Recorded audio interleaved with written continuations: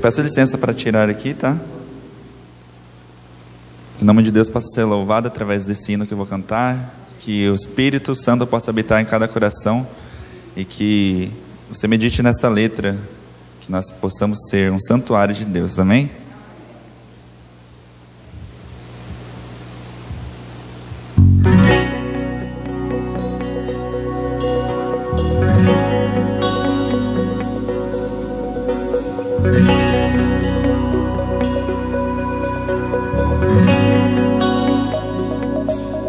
Em sacrifício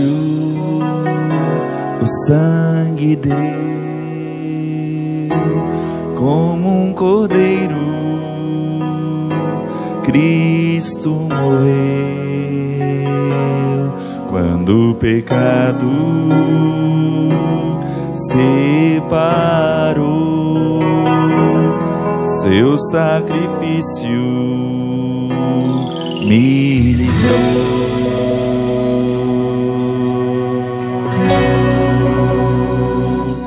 O meu salário é morrer, mas Jesus veio para eu viver. Só pelo sangue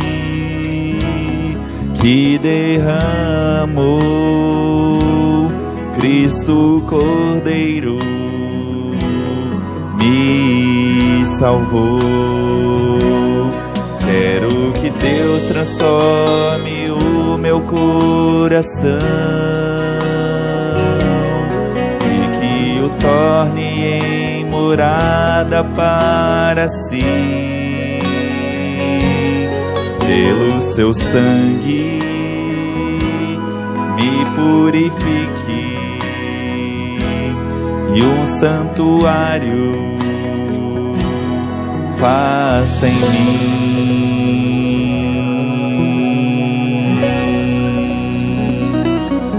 Um santuário Deus formou há muito tempo. Ele habitou entre seu povo e hoje, enfim, quer ser presente junto a mim. Quero que Deus transforme o teu coração e que o torne em morada para si. Pelo seu sangue te purifique e um santuário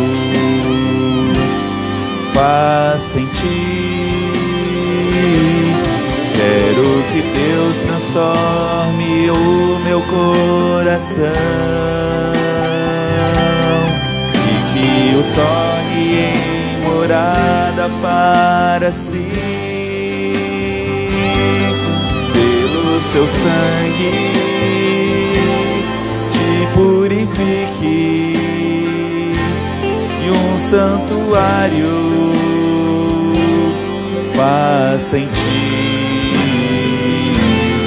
Um santuário faça em mim.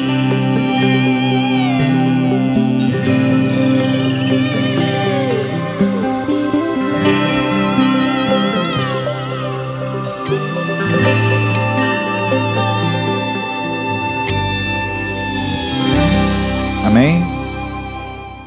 Então, através desse louvor, o meu desejo é que Deus possa fazer do seu corpo, assim como está escrito na Bíblia, na palavra, um templo do Espírito Santo. Que você possa ser o santuário de Deus vivo a habitar aqui nesta terra. E que também você possa se sentir motivado a aprender mais a respeito desta verdade bíblica, que é o santuário celestial. Que desde Gênesis até Apocalipse nós temos uma verdade suprema a respeito desse assunto que é tão importante, tão vital para a nossa fé adventista do sétimo dia. Então eu resolvi escolher justamente essa música para cantar, porque é uma música que eu gosto muito, né? É uma música que fala a respeito de uma verdade, que é a verdade do santuário. E é uma verdade que, quando bem compreendida, você consegue entender a Bíblia de uma outra forma. E nós, adventistas, temos essa doutrina como nossa doutrina distintiva. Então, que você possa aprender mais e se interessar em descobrir mais sobre essa verdade. Amém? Bom, agora eu vou subir aqui em cima.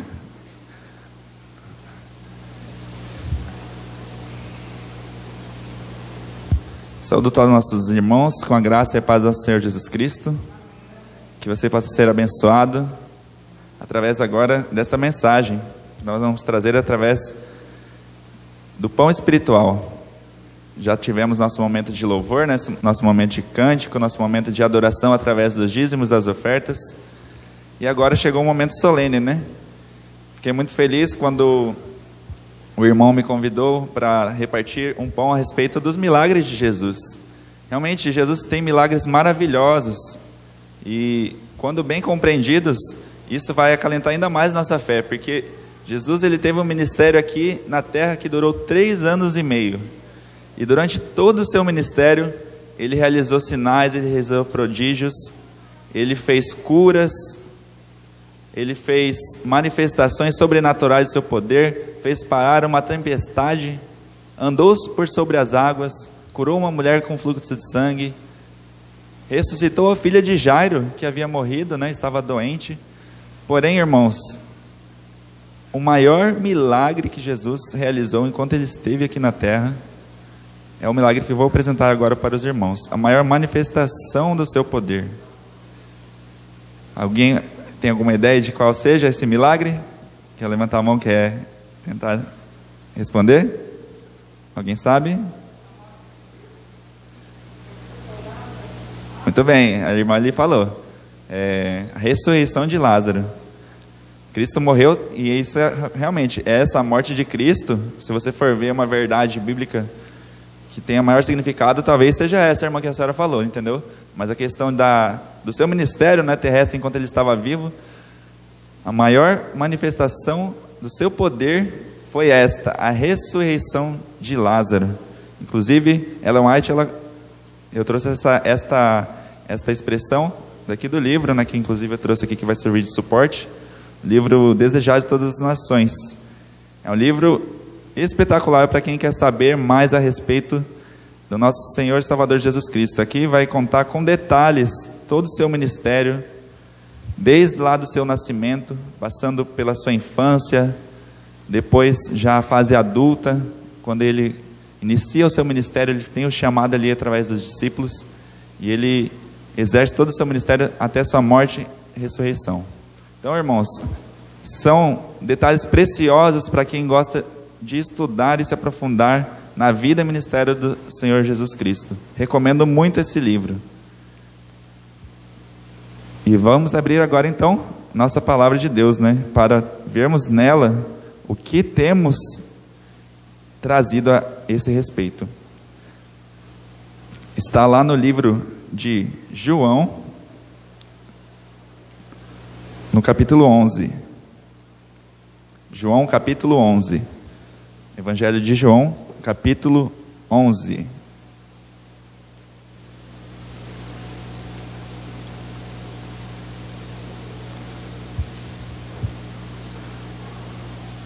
João, capítulo 11. Enquanto os irmãos terminam, vamos fazer uma pequena prece para pedir a presença de Deus ao abrirmos a palavra. Querido e amado Deus, eterno Pai, te agradecemos, Senhor, pela oportunidade de estarmos aqui nesta noite, Senhor. O Senhor nos trouxe, o Seu Santo Espírito nos trouxe à Tua casa. E agora que vamos aprender a respeito do Seu maior milagre, Senhor, que nós possamos extrair lições preciosas desse relato, Senhor, miraculoso, Senhor, que o Senhor teve uma manifestação que traz um significado muito grande para a nossa vida hoje e dá uma esperança muito grande para nós, Senhor. Que Teu Espírito possa agir nos corações e na mente, é o que nós pedimos, por amor de Jesus. Amém. Amém? Todos encontraram? Glória a Deus. Irmãos, então, nós temos aqui, em João capítulo 11, esse relato: está enfermo aquele a quem amas. Perceba então, Lázaro estava passando por uma enfermidade. E as irmãs de Lázaro, Marta e Maria, sabiam que Jesus estimava muito a Lázaro.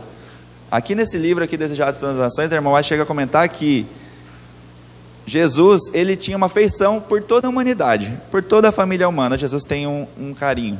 Só que por essa família de Betânia, ele tinha um carinho ainda maior. É como se fosse aquele seu melhor amigo, sabe? Aquela pessoa que você sempre está ali, gosta de estar com ele, você gosta de conversar, de trocar experiências, de contar como que foi o dia. A gente, como cristão, a gente sabe, né, que tem aquelas pessoas que realmente o sangue bate, né? E você, toda vez que se encontra com ela, é como se fosse um encontro especial. Você quer ali compartilhar suas experiências, suas emoções. E era assim que Jesus se sentia quando ele se encontrava com a família de Lázaro. Então, perceba que Marta e Maria, elas não precisavam nem mencionar o nome de Lázaro, simplesmente falavam que é aquela pessoa que Jesus amava. Agora aqui no verso 4, vamos ver a reação de Jesus. Ao receber a notícia, disse Jesus: esta enfermidade não é para a morte, mas sim para a glória de Deus, a fim de que o Filho de Deus seja por ela glorificado. Ora, amava Jesus a Marta e a sua irmã e a Lázaro. Perceba, irmãos, que aqui Jesus está falando uma verdade o quê? Que a enfermidade de Lázaro não seria para a morte. Mas aí você pode se perguntar: ué, mas Lázaro não morreu? Realmente, Lázaro morre. Mas Jesus, quando ele fala no sentido primário a respeito da morte, ele nunca se refere a respeito da primeira morte. Você vai ver como que Jesus vai se referir a essa primeira morte. Mas quando ele estava falando dessa morte, é da morte eterna. Então, essa enfermidade não causaria a ruína ou a perdição de Lázaro. Então, essa informação foi a resposta que Jesus deu para os mensageiros que Marta e Maria haviam enviado até Jesus. Porque os mensageiros eram geralmente jovens, né, que tinham mais virilidade, mais disposição para atravessarem longas distâncias. Elas eram mulheres e provavelmente não conseguiriam fazer aquele percurso em um tempo hábil para que pudesse, né, chegar lá e Jesus voltar. Agora perceba, irmãos, a partir aqui do verso 6, qual foi a reação de Jesus diante desta mensagem que foi enviada a ele, né? Verso 6: quando, pois, soube que Lázaro estava doente, ainda se demorou 2 dias no lugar onde estava. Irmãos, vamos fazer uma pausa aqui. Jesus então, ele demora 2 dias lá no lugar onde ele estava. Aí você pode se perguntar: ora, Jesus não amava Lázaro? Não era uma família que realmente era quem ele estimava muito? Realmente, quando acontece algo com quem a gente ama, quando acontece algo com quem a gente se importa, a gente não deve se demorar, a gente deve fazer o quê? Agir imediatamente, não é mesmo? Porque então Jesus, sabendo da iminente, né, morte ali, de possível morte, né, da doença grave que ele havia cometido, porque Jesus então demora 2 dias? Será que Jesus tinha algo mais importante para fazer do que não curar o seu amigo, a quem ele tanto amava? Irmãos, não vou responder ainda essa pergunta, tá? Aguarda essa resposta para daqui a pouco. Mas fica aí pensando, tá? Vamos ver daqui no verso 7. Depois disse a seus discípulos: vamos outra vez à Judeia. Disseram-lhe, verso 8, disseram-lhe os discípulos: mestre, ainda agora os judeus procuravam apedrejar-te, e voltas para lá? Então, o que acontece? Jesus, ele tinha sido ameaçado por muitas vezes no seu ministério, por causa das coisas que ele pregava. Jesus, ele não tinha uma mensagem ali mansa, que era uma mensagem que era acalentadora, que era uma mensagem que fosse unir as pessoas. Ele mesmo fala: penseis que vim trazer paz à terra? Não, vim trazer espada e divisão. Por quê? Porque a palavra de Deus, ela é cortante, ela é mais penetrante que espada de 2 gumes. Quando você ouve uma mensagem que realmente é dura, você tem 2 reações: ou você aceita, ou você rejeita. Você não consegue ficar em cima do muro. Em outras palavras, se você quer ficar em cima do muro, de certo modo você já está rejeitando. Então, irmãos, pelo esse fato de Jesus ter pregado a respeito do reino de Deus, que ele era o Filho de Deus, os dois grupos de religiosos mais influentes daquela época, que eram os saduceus e os fariseus, eles começavam a boicotar o ministério de Jesus. Eles começavam a falar que as curas e os milagres dele eram fruto de feitiçaria, que o espírito que ele usava para expulsar os demônios não era o espírito de Deus, mas o espírito de Beelzebu. Perceba, a dureza e a falta de um discernimento espiritual por parte daqueles que se diziam religiosos daquela época era tão grande, que eles não conseguiam nem mesmo discernir a obra que Deus estava a realizar por meio dele. O próprio Filho de Deus enviado estava ali, fazendo curas, prodígios, sinais, pregando o reino de Deus. E o que o coração deles estava se movendo? Inveja, porque ele tinha um poder que não era dos líderes religiosos, aqueles que detinham a palavra de Deus. Isso é algo muito importante para nós hoje, irmãos, para a nossa realidade. A primeira aplicação eu gostaria de fazer aqui agora. Irmãos, quantos de nós aqui, né, líderes, talvez anciãos, diretores de cargos, né, diretores de grupos, estamos aqui na frente da igreja, né, e muitas vezes a gente acha que a gente é alguma coisa, né, a gente não, porque eu sou ancião, ou porque eu tenho conhecimento da Bíblia, né, a gente tem aquela questão do orgulho espiritual, né. Perceba que Jesus, ele batia frontalmente, ele chamava lá os fariseus, os saduceus de raça de víboras, sepulcros caiados. Ele não media as palavras contra aqueles religiosos. Por quê? Eles queriam pregar algo que eles não viviam. Era aquela questão, a aparência deles era de santidade, e a própria pessoa, o povo, reconhecia neles essa diferença, né? Porque eles eram tão criteriosos ali em dizer na lei, né? Ah, não, porque eu sigo a lei, mas eles acabavam esquecendo o principal ingrediente da lei, que é o amor ao próximo. Então, irmãos, essa ênfase legalista, nós não devemos cumprir simplesmente a lei de forma fria. A irmã White mesmo, ela condena esse tipo de formalismo, né? Do mesmo modo como não podemos negligenciar a lei em detrimento do amor. Porque, alguns pensam assim, o amor de Deus é suficiente, né? Não preciso guardar sábado, não preciso devolver meu dízimo, somente amar a Deus e aceitar Jesus. É aquela questão da graça barata, né? Jesus, ele morreu por você, mas você não precisa agora mudar, né?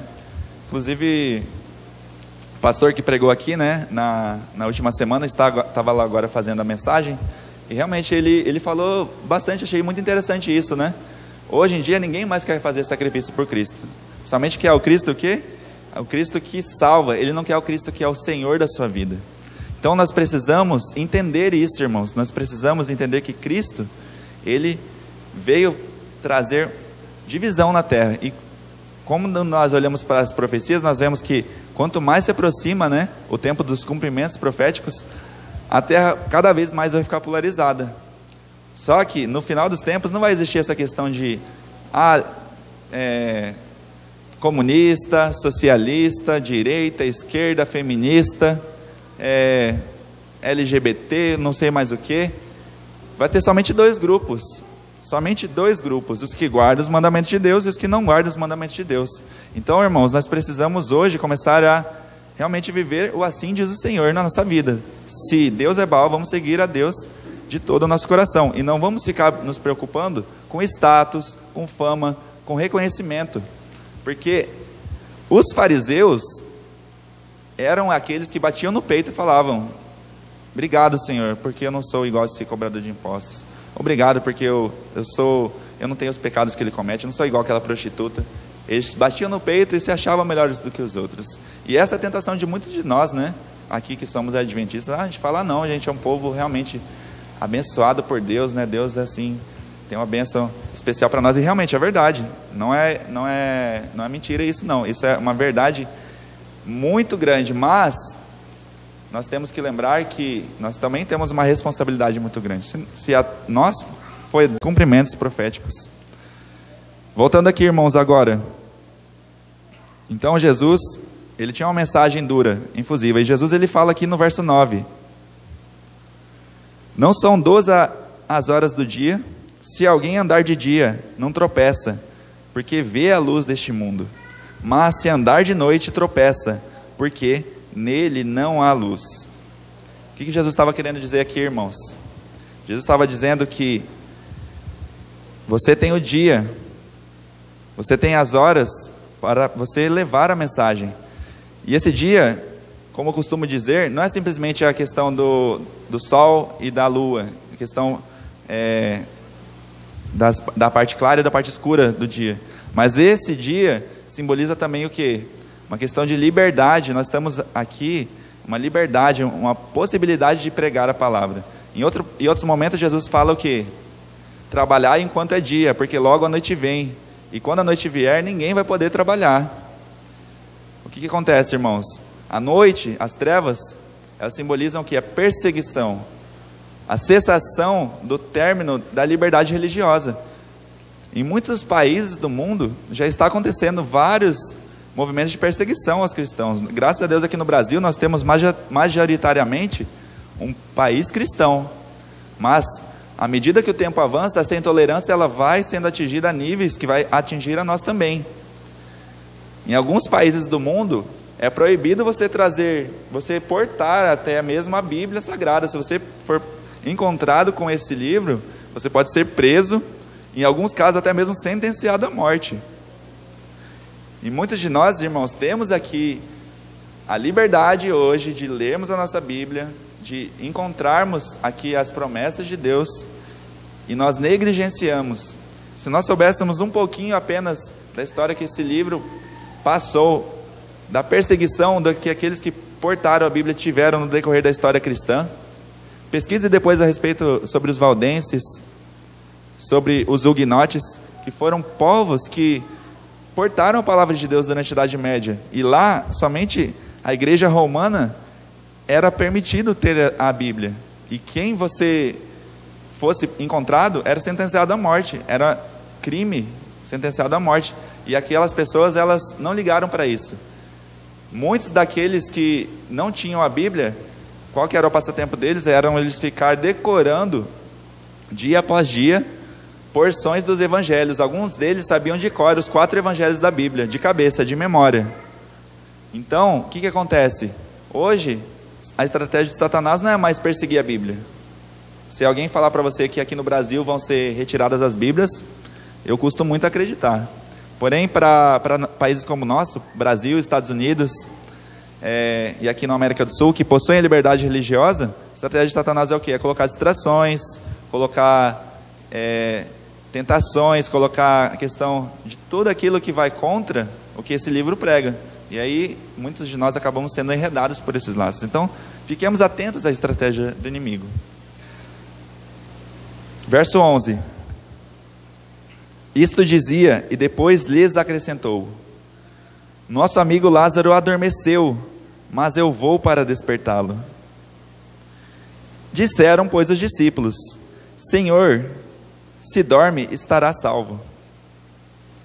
Jesus, porém, falara com respeito à morte de Lázaro, mas eles supunham que tivesse falado a respeito do repouso do sono.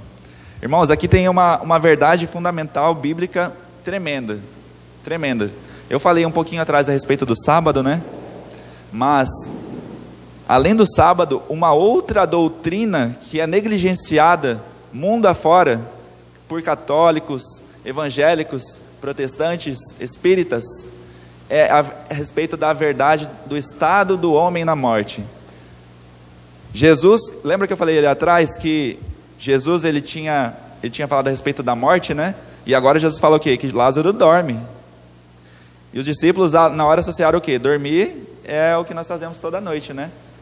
Descansamos lá, colocamos nossa cabeça no travesseiro e dormimos.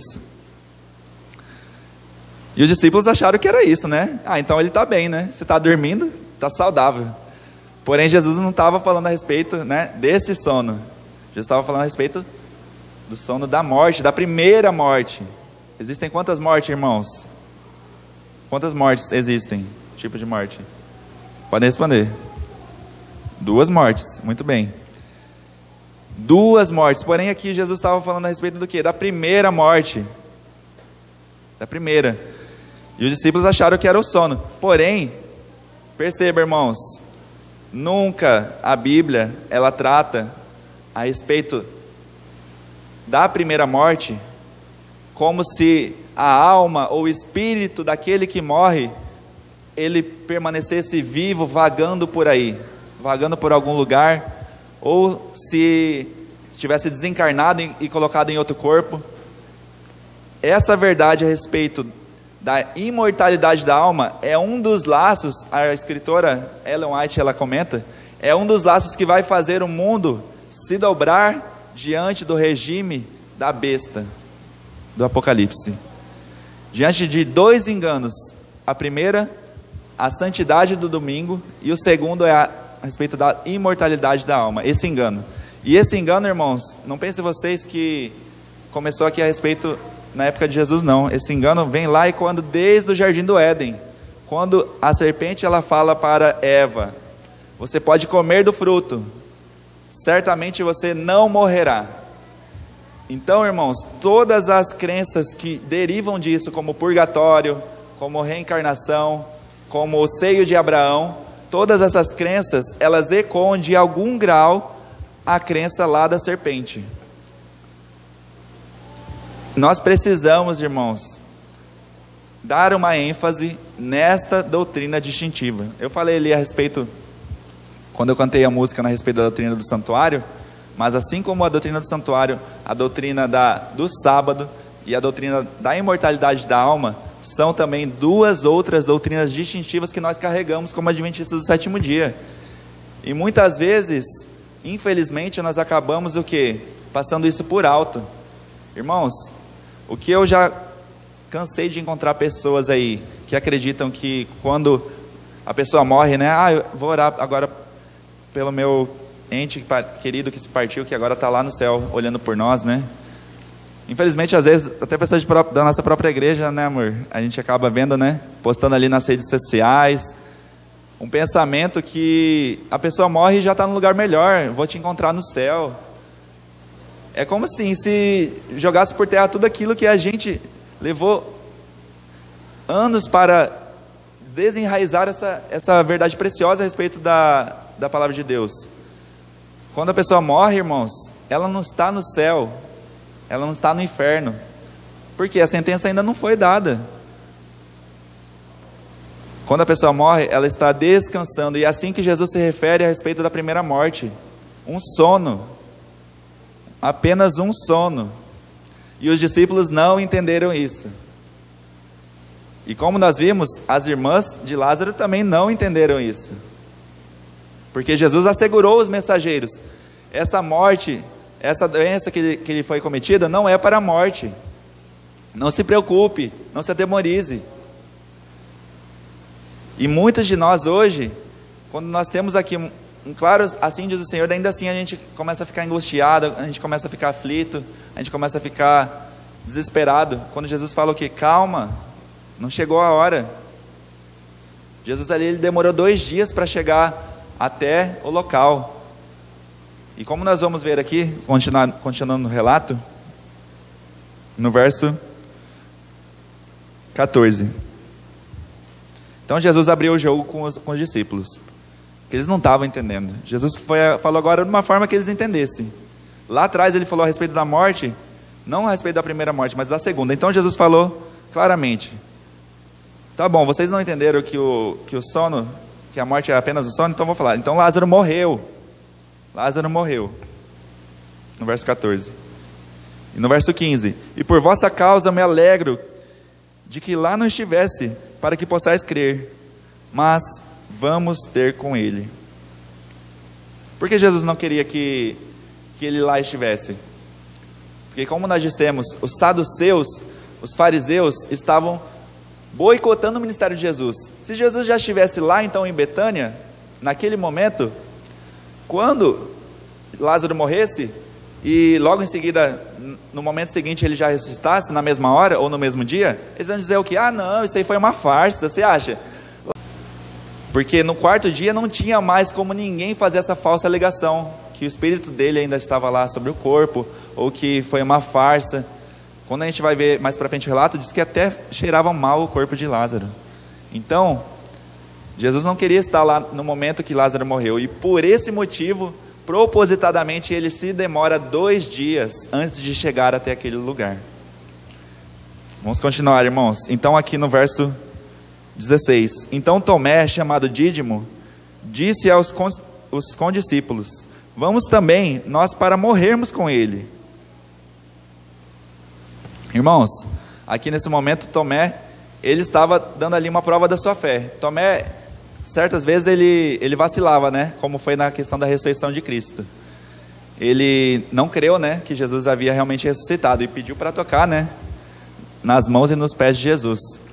E Jesus falou o que para ele? Bem-aventurado aqueles que não viram e creram. Porém, nesse momento aqui, Tomé, ele dá um voto de confiança para Jesus. Já que ele vai morrer, ele vai passar pela morte, que estão perseguindo, estão tentando apedrejar ele lá em Jerusalém, em Judá, vamos com ele, vamos morrer junto com ele. Então, nesse momento aqui, é esse o significado, que Tomé, ele estava pronto naquele momento, ou aparentemente, né, ele achava que estava pronto, para ir morrer com Cristo. E até mesmo Pedro, né, em alguns momentos ele fala: Senhor, de modo algum, vamos te deixar morrer, nós vamos morrer contigo se precisar. Mas ainda precisava que o Espírito Santo trabalhasse no coração deles, de modo que eles entendessem o real significado do ministério de Cristo. Então aqui no verso 17, nós temos a confirmação daquilo que havia mencionado anteriormente. Chegando Jesus, encontrou Lázaro já sepultado, havia 4 dias. Ora, Betânia estava a cerca de 15 estádios perto de Jerusalém. 15 estádios, trazendo para as medidas atuais, irmãos, é cerca de 3 quilômetros. Cerca de 3 quilômetros, então, a distância. Perceba que não era longe a distância de Jerusalém até Betânia. Então, Betânia era como se fosse um refúgio que Jesus, toda vez que passava por Jerusalém, ele se refugiava ali. Porque Jesus, irmãos, uma informação importante, ele não tinha uma casa própria.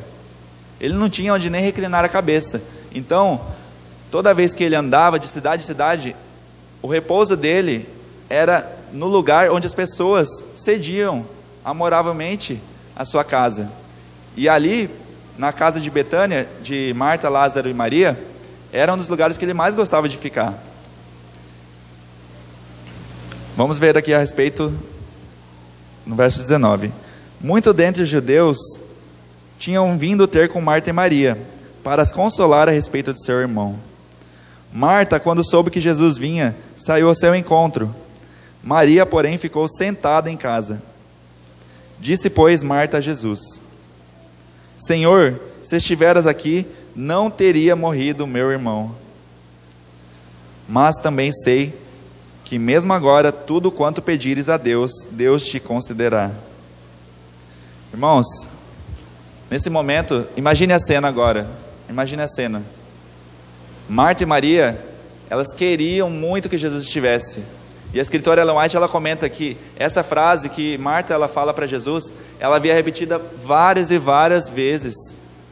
Várias vezes ela tinha repetido que se Jesus estivesse lá, Lázaro não teria morrido. Lázaro não teria passado pela morte. E no seu coração angustioso, quando ela chega para se encontrar com Jesus, ela sabia que Jesus realmente poderia tê-lo ressuscitado. Então, numa mistura ali, sabe, de indignação, porque ela não sabia ainda o motivo, né, que Jesus tinha demorado, e com fé ainda demonstrada por ela, ela fala, aqui, ó, repetindo, ela fala aqui no verso 22, sei também que agora, tudo quanto pedires a Deus, Deus te concederá. Ela realmente estava ali, triste, pelo fato de Jesus ter chegado, entre aspas, né, atrasado, na mentalidade humana, né, porque a mentalidade humana não sabe o tempo de Deus, e Jesus tinha algo a ensinar a eles, mas para ela, Jesus estava atrasado. Então, ela fala, né, Jesus, poxa, se você tivesse vindo um pouco mais rápido, dado um pouco mais de atenção para mim naquele momento, ele estaria aqui entre nós agora, ele estaria aqui. Perceba, irmãos, ela sabia no fundo que Jesus tinha o poder de curar, mas ela ainda tinha a noção da magnitude do poder de Jesus, porque ele já havia morrido fazia 4 dias, e nunca na história alguém que havia morrido 4 dias havia sido ressuscitado. Na Bíblia nós temos outros relatos, como a ressurreição do filho da viúva de Naim, por Elias lá no Antigo Testamento. Nós temos também a ressurreição, né, da filha de Jairo, como nós vimos, nós mencionamos agora há pouco. Mas 4 dias, irmãos, não existe relato igual na Bíblia. E olha só a resposta de Jesus, irmãos, olhem só. Declarou Jesus, no verso 23, teu irmão há de ressurgir. Ele deu uma certeza para ela, seu irmão vai ressurgir, pode ficar tranquila, Marta, seu irmão vai reaparecer novamente. Só que qual que foi a resposta de Marta? Olha só que interessante, irmãos, aqui no verso 24. Eu sei, replicou Marta, que ele há de ressurgir na ressurreição no último dia. No último dia. Disse-lhe Jesus, eu sou a ressurreição e a vida. Quem crê em mim, ainda que morra, viverá. E todo que vive e crê em mim não morrerá eternamente. Crês isto? Irmãos, olha só, olha que interessante. Naquele momento que Jesus ele assegura para Marta que ela veria o irmão novamente, que ele seria ressuscitado, a mente dela é transportada não para a ressurreição imediata que Jesus poderia fazer naquele momento, mas para a ressurreição final dos justos, que é a primeira e grande ressurreição, que ainda há de acontecer, se Deus quiser, né, e nós estivermos preparados e prontos. Eu creio sim que nós possamos ver essa ressurreição em vida ainda, irmãos, sem passar pela morte, amém? Mas, irmãos, Marta naquele momento, ela achava que era algo muito distante do seu tempo, ela não tinha noção da proximidade, de que Jesus estava ali, falando de algo realmente para agora, para aquele momento, eu posso ressuscitar o seu irmão. Então o que acontece? Ela pensa que só daqui, a não sei quantos anos, né, que ela não tinha noção ainda, né, de quanto tempo levaria para que ocorresse essa ressurreição. E quando ela fala isso, Jesus garante para ela, ele fala o quê? Eu sou a ressurreição e a vida, aquele que crê em mim, ainda que morra, viverá. Amém, irmãos? Olha só que promessa maravilhosa. Ainda que você passe pela primeira morte, que é um sono, Jesus está dando para você a garantia de que você vai reviver, de que você não tem o que temer, irmãos, de que se você perder um ente querido, se você perder um pai, um avô, um familiar, você não precisa temer, que Jesus, ele vai ressuscitar o seu querido. E ele deu essa mesma certeza ali para Marta, e ela não havia entendido ainda, não havia. Veja a resposta então de Marta, quando Jesus pergunta para ela, se você crê. No verso 27, sim, Senhor, respondeu ela, eu tenho crido que tu és o Cristo, o Filho de Deus que deveria vir ao mundo. Então perceba, né, que ela deu a resposta ali, né, mas ainda não estava satisfeita, né, porque ainda não tinha entendido o que Jesus haveria de fazer. Verso 28, tendo dito isto, retirou-se e chamou Maria, sua irmã, e lhe disse em particular, o mestre chegou e te chama. Ela, ouvindo isto, levantou-se depressa e foi ter com ele, pois Jesus ainda não havia entrado na aldeia, mas permanecia onde Marta se avistara com ele. Perceba, irmãos, então, uma irmã já tinha conversado com Jesus, a outra estava lá, aos prantos, chorando, lamentando ainda a morte de seu irmão. E quando Marta sai para ir ter com Jesus, Maria, ela nem ouve os clamores, né, e o chamado, né, de Jesus. Porém, quando Marta volta, ela fala, olha, Jesus quer falar com você, vai lá.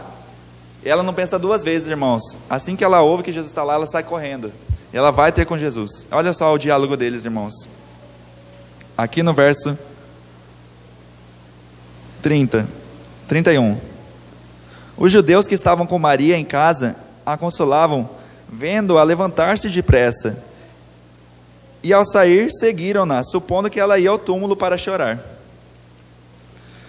Quando Maria chegou ao lugar onde estava Jesus, ao vê-lo, lançou-lhe aos pés, dizendo, Senhor, se estiveres aqui, meu irmão não teria morrido. Mais uma vez cobrando de Jesus, Jesus, por que você demorou? Jesus, por que você não foi mais rápido? Jesus, por que você não deu prioridade para mim naquele momento? Para nós. Aquele grupo de pessoas, quando vê Maria se jogar e se atirar aos pés de Jesus, eles também começam a chorar. E Maria estava ali angustiada, estava com seu coração apertado. E Jesus, naquele momento, ele começa a ler e sondar todos os corações daqueles que estavam a prantear, juntamente com Maria. E sabe o que Jesus descobre, irmãos? Que muitos daqueles que estavam chorando juntamente com Maria, não estavam chorando por causa da dor. Estavam fingindo que estavam enlutados. Estavam ali simulando uma emoção, uma falsa compaixão, uma falsa piedade. E Jesus começa a vislumbrar naquele momento que muitos daqueles que estavam ali na roda chorando juntamente com Maria, logo depois iriam intentar e fazer planos para tirar a vida do próprio Cristo e também de Lázaro. Muitos daqueles que estavam lá eram apenas curiosos. Eles queriam apenas buscar informações para levar para os fariseus, os saduceus e os sacerdotes do templo judaico. Muitos daqueles lá estavam realmente só apenas para realmente não se entregar verdadeiramente a Jesus. Jesus então começa a vislumbrar o que haveria de acontecer. Eu gostaria de compartilhar com os irmãos um trecho que falou bastante comigo enquanto eu estava lendo, a respeito do choro de Jesus, que no livro Desejados de Todas as Nações, página 534, traz o seguinte relato: não foi somente pela cena que se desenrolava aos seus olhos que Cristo chorou. Pesava sobre ele a dor dos séculos. Viu os terríveis efeitos da transgressão da lei divina. Viu que na história do mundo, a começar com a morte de Abel, fora incessante o conflito entre o bem e o mal. Lançando o olhar através dos séculos por vir, viu o sofrimento e a dor, as lágrimas e a morte que caberiam em sorte aos homens. Seu coração pungiu-se pelas penas da família humana de todos os tempos e em todas as eras. Pesavam-lhe fortemente sobre a alma as misérias da pecadora raça, e rompeu-se-lhe a fonte das lágrimas, no anelo de aliviar todas as aflições. Irmãos, você consegue compreender a magnitude desse choro de Jesus? Muitas vezes, irmãos, nós hoje, no século 21, nós acabamos chorando por coisas banais. Não vou aqui citar exemplos, mas faça uma reflexão na sua vida. Quantas vezes você chorou por algo sem uma real importância, um real significado eterno? Jesus aqui nesse momento, em todos os momentos que ele chora, como lá, por exemplo, quando ele diz: Jerusalém, Jerusalém, eu tentei juntar você como uma galinha junta seus pintinhos. Nesse momento Jesus chora, porque ele quis que Jerusalém se arrependesse dos seus pecados, mas ela não quis. E qual que foi a consequência, irmãos? Aproximadamente 40 anos depois, aquela cidade foi destruída e devastada pelos romanos. Então aqui nesse momento Jesus é como se ele tivesse um insight de toda a história humana. É como se ele tivesse ali um vislumbre do que aconteceu desde a queda do ser humano, pela miséria do pecado. Ele vê lá Caim assassinando seu irmão a sangue frio. Ele vê o pecado realmente trazendo assolação, dor e tristeza para a família humana durante todas as eras. Então Jesus ele chora. Acredito que foi um choro copioso que Jesus deve ter chorado ali naquele momento, porque ele sentiu naquele momento a minha e a sua dor. Jesus sentiu o luto das famílias humanas que elas haveriam de sofrer por perder seus queridos, e que mesmo que eles tivessem ainda a esperança de reencontrá-los no céu um dia, naquele momento é um momento de realmente de tristeza, de profunda comoção, você perder alguém que você ama. Então por esse motivo, irmãos, Jesus chorou, porque eu e você choramos, Jesus também chora, e Ele se compadece das nossas fraquezas, se compadece das nossas tristezas. Continuando, irmãos, verso 36. Então disseram os judeus: vede quanto o amava. Mas alguns objetaram: não podia ele, que abriu os olhos do cego, fazer que este não morresse? Irmãos, perceba a incredulidade, o nível da incredulidade do povo naquela época. Além de não saber o motivo que Jesus estava chorando, né? Porque, como nós falamos, né, muitos deles achavam que Jesus estava chorando porque amava Lázaro, né? Fizeram ali o pensamento direto. Muitos ainda ousaram blasfemar, dizendo que ele não amava, não dizia que amava ele. Ele não curou lá o servo do centurião apenas com uma palavra, à distância. Curou o servo do centurião. Por que não curou esse aqui então? Se ele estava lá a não sei quanto distância, era somente ele falar uma palavra e o servo estaria curado, como ele fez com o servo do centurião. Duvidavam ainda de Jesus, irmãos. Duvidavam, não criam, porque o coração estava duro. Muitas vezes, quando Deus tem manifestações do seu poder, nos dias de hoje, muitos de nós ainda endurecemos nosso coração, irmãos. E esse é o pecado em primeiro grau que Jesus se refere quanto à blasfêmia contra o Espírito Santo. Muitos acreditam que é apenas você fazer uma coisa errada quando você sabe que é certo. Quantos de nós não fazemos isso, né, irmãos? Todos os dias. Vamos ser sinceros, né? Não precisamos aqui nos enganar uns aos outros. Todos nós sabemos. Então, irmãos, Jesus, quando ele fala do pecado contra o Espírito Santo, em primeira instância ele está se referindo a você não reconhecer o poder de Deus. Você não reconhecer que Deus ele trabalha dia após dia na minha e na sua vida. Isso é muito sério, irmãos.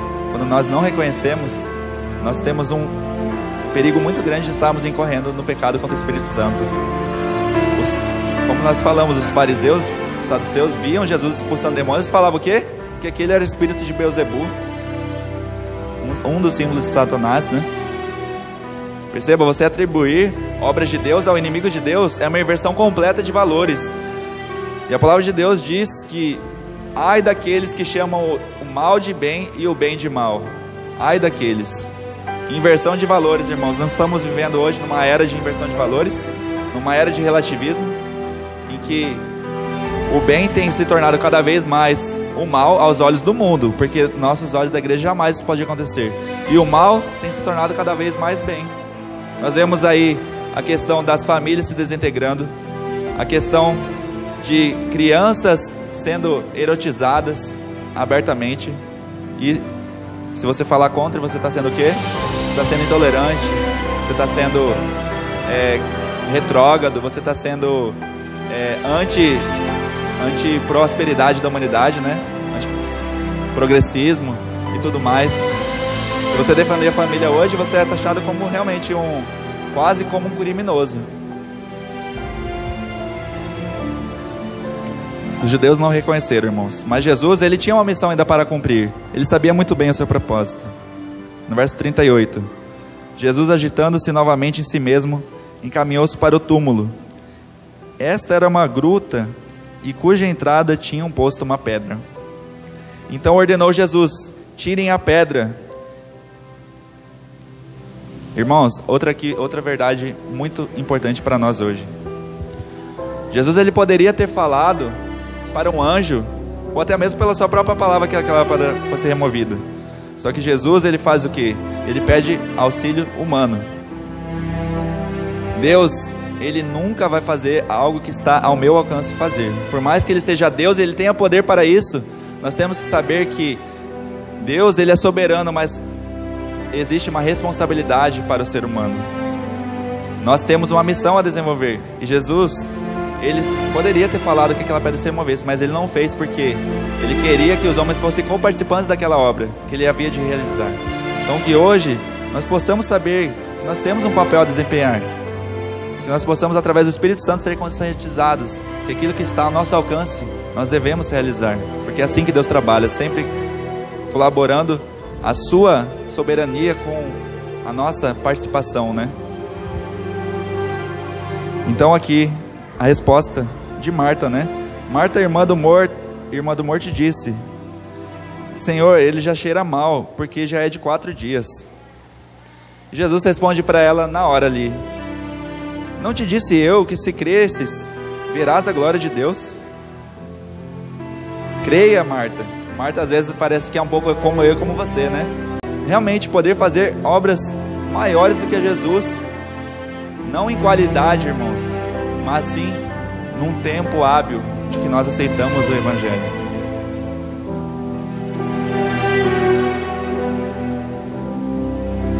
Finalizando, irmãos, aqui já no verso 43. E tendo dito isto, clamou em alta voz: Lázaro, vem para fora. Saiu aquele que estivera morto, tendo os pés e as mãos ligadas com ataduras e o rosto envolto num lenço.